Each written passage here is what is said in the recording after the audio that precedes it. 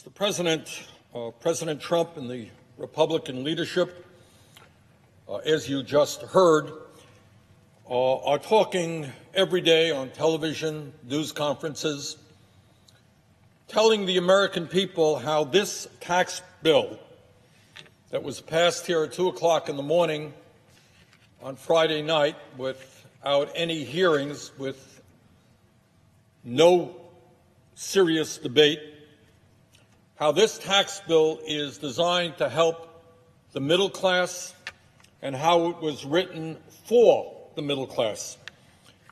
Unfortunately, I suspect that I will not shock too many Americans by suggesting that what President Trump has been saying is not truthful.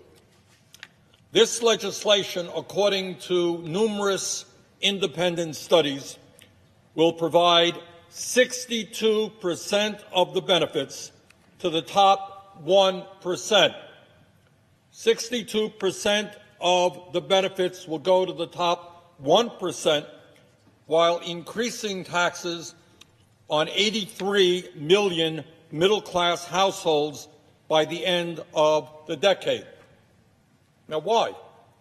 And the reason is because the tax cuts for middle-class families expire by the end of 2025, while the tax breaks for large corporations are made permanent.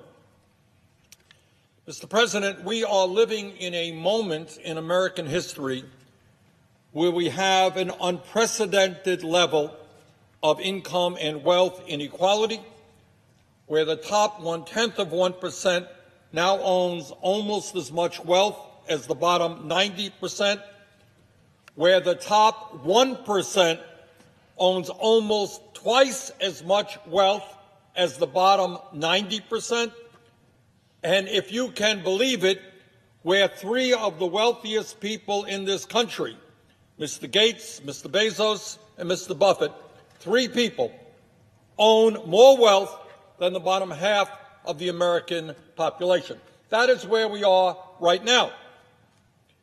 Yet in the midst of this incredible level of income and wealth inequality, my Republican colleagues believe that this is a moment when 62% of the benefits of so-called tax reform should go to the top 1%, and 42% of the benefits should go to the top 1/10 of 1%. While at the same time, tens of millions of middle-class families will end up paying more in taxes. How crazy is that? So we have a situation in which the wealthy who need tax breaks the least will benefit the most, and the working class and middle class of this country, which need the most help, will benefit the least. The President of the United States and my Republican colleagues tell the American people that trickle-down economics, giving huge tax breaks to the wealthy and large corporations, will expand the economy. Just heard Senator Thune talking about that. They'll create new jobs and will bring in so much revenue that it will pay for the deficit it creates. Mr. President, every independent expert who has taken a look at this tax bill has said that it will substantially increase the deficit even after accounting for the possibility of increased economic growth.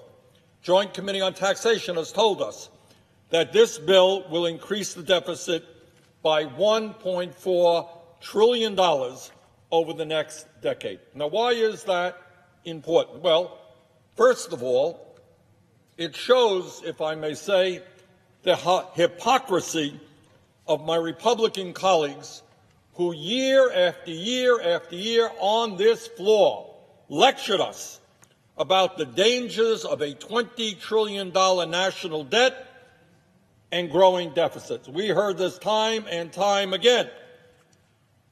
But somehow, when it comes to the need to provide tax breaks to billionaires, that concern about the deficit seems to have disappeared. But secondly, Mr. President, and more immediately, there is no doubt in my mind that if the Republicans are able to pass this bill, which will soon go to a conference committee, this bill, which gives huge tax breaks to the top 1% and raises the deficit by $1.4 trillion, there is no doubt in my mind that they will suddenly rediscover their great concern about deficits and the debt and move directly within the next few months to begin the process of cutting programs desperately needed by the working families of this country, the elderly, the children, the sick, and the poor. Now, Mr. President, this is not just Bernie Sanders speculating. This is what the New York Times said in a front-page article a few days ago, and I quote, front-page article, New York Times, quote, "As the tax cut legislation passed by the Senate early Saturday hurdles toward final approval, Republicans are preparing to use the swelling deficits made worse by the package as a rationale to pursue their long-held vision, undoing the entitlements of the New Deal and Great Society, leaving government leaner and the safety net skimpier for millions of Americans." Speaker Paul D. Ryan and other Republicans are beginning to express their big dreams publicly, vowing that next year they will move on to changes in Medicare and Social Security. President Trump told a Missouri rally last week, quote, "We're going to go into welfare reform," end of quote, New York Times. Mr. President, let me take this opportunity to translate into English what phrases like entitlement reform or welfare reform really mean. What they mean in reality are massive cuts to Social Security, Medicare, Medicaid, education, nutrition programs, affordable housing, and other programs desperately needed by a declining middle class. It means that after they pass this so-called tax reform bill, which would provide a $200,000 tax break to CEOs who make over $16 million a year, they will come back to the floor of the Senate and fight for cuts to Social Security for senior citizens trying to survive on $12,000 or $13,000 a year. Massive cuts for millionaires and billionaires in their taxes at the same time as they want to cut Social Security, Medicare, and Medicaid for struggling seniors. Mr. President, it means, entitlement reform means that at a time when millions of seniors are splitting their pills in half because they cannot afford the outrageously high cost of prescription drugs, Republicans want massive cuts to Medicare. It means that when 2 out of every 3 nursing home residents in this country rely on Medicaid to pay for their long-term care, the Republicans want to make massive cuts to Medicaid.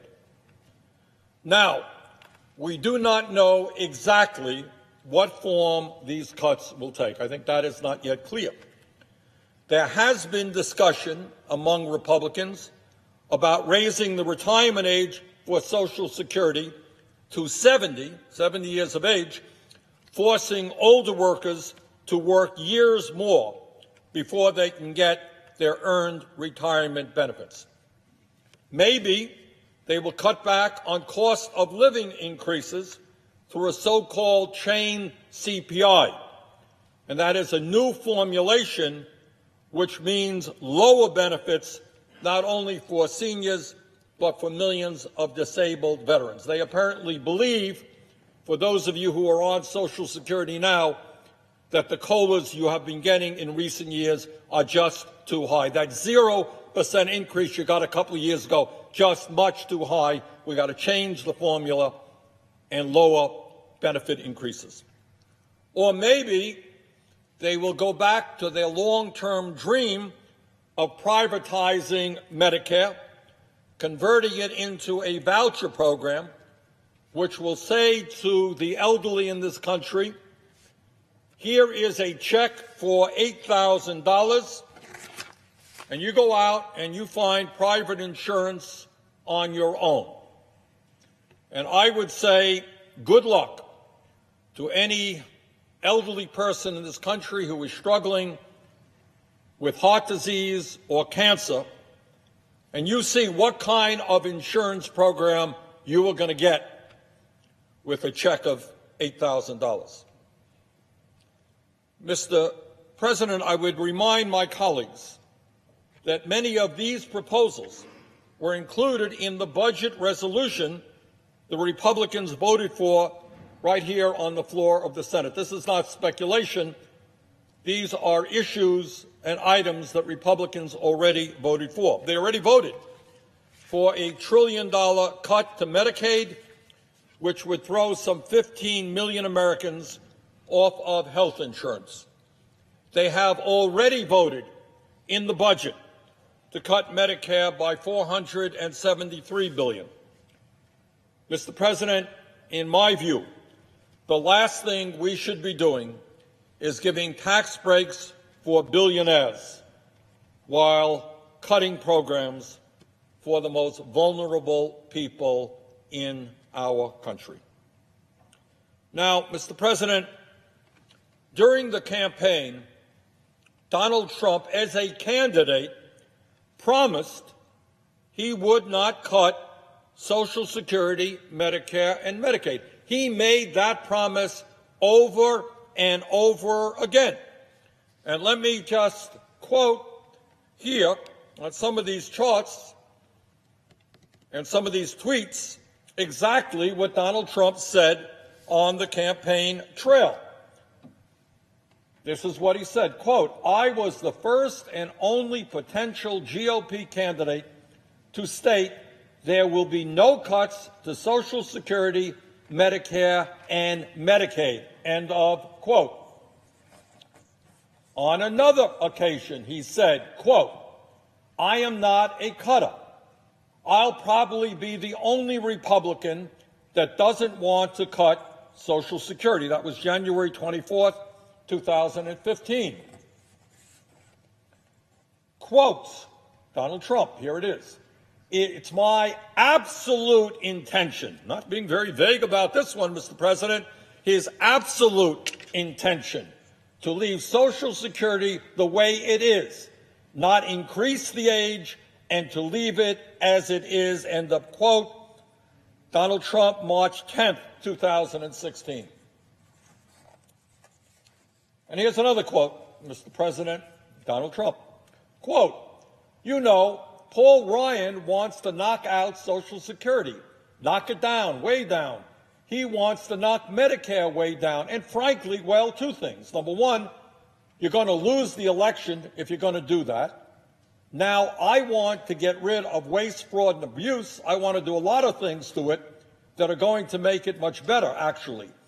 But I am not going to cut it, and I am not going to raise ages, and I'm not going to do all of the things that they want to do. But they want to really cut it, and they want to cut it very substantially, the Republicans, and I'm not going to do that, end of quote. Well, before I get on to the next quote, I want to tell Donald Trump as a candidate, man, he was exactly right. This is what he said on March 29, 2016. He said the Republicans wanted to cut Social Security and Medicare and Medicaid. Well, candidate Trump, you are exactly right, because that is now what we will see in a few weeks or a few months. Another quote from Donald Trump as a candidate. Social Security faces a problem. 77 million baby boomers set to retire. Now, I know there are some Republicans who would be just fine with allowing these programs to wither and die on the vine. The way they see it, Social Security and Medicare are wasteful entitlement programs, but people who think this way need to rethink their position. It's not unreasonable for people who paid into a system for decades to expect to get their money's worth. That's not an entitlement. That's honoring a deal. End of quote. Well, there it is, Mr. President. Candidate Donald Trump said over and over and over again that he would not cut Social Security, he would not cut Medicare, he would not cut Medicaid. And in fact, quite correctly, he predicted that the Republicans would try to do exactly that. And now I would like to talk directly, if I might, to the President of the United States.